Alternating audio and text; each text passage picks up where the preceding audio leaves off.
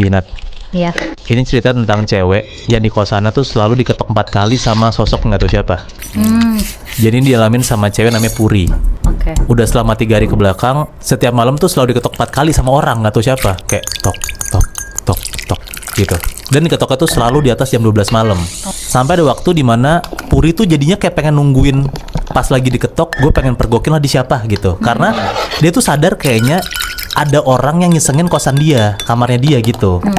Udahlah satu malam ini akhirnya Puri tuh kayak standby jam 12 malam. Dia nggak tidur tuh. Dia nungguin pasti kayak bentar lagi diketok nih kamar gua gitu. Ternyata bener Nat.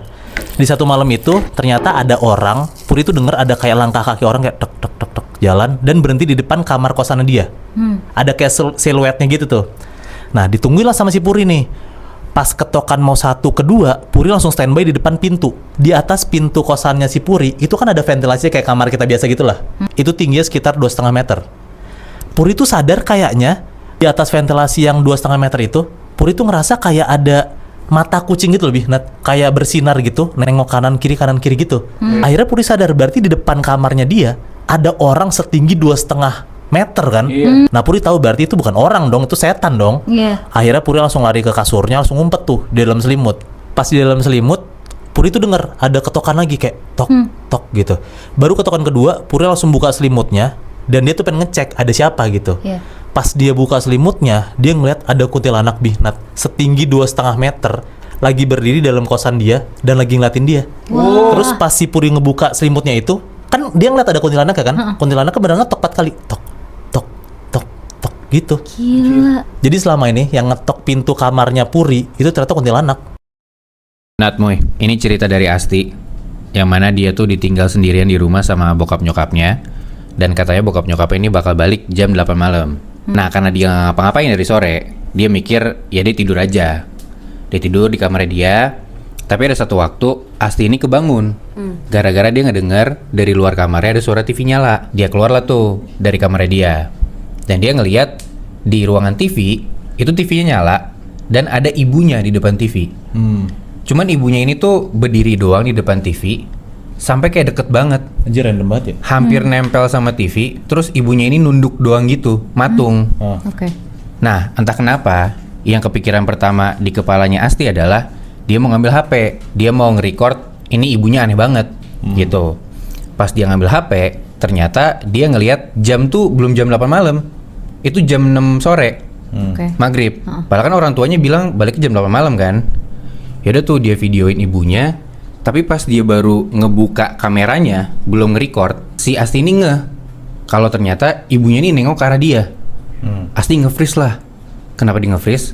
Karena ternyata si sosok cewek yang ngeliat ke arah dia ini matanya putih semua dan pucet. Anjir. Terus Asti ngeliat dari layar HP-nya si sosok ini ngejar ke arah dia. Mampus. Gila. Muibi. Ada satu ruko di daerah Pasar Minggu yang ternyata tuh angker. Nah, yang ngalamin kejadian ini namanya tuh kita sebut aja Dewi ya.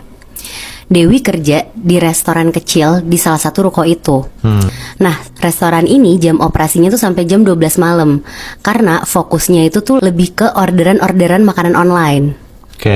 Dan kejadiannya ini tuh terjadi di ruko itu.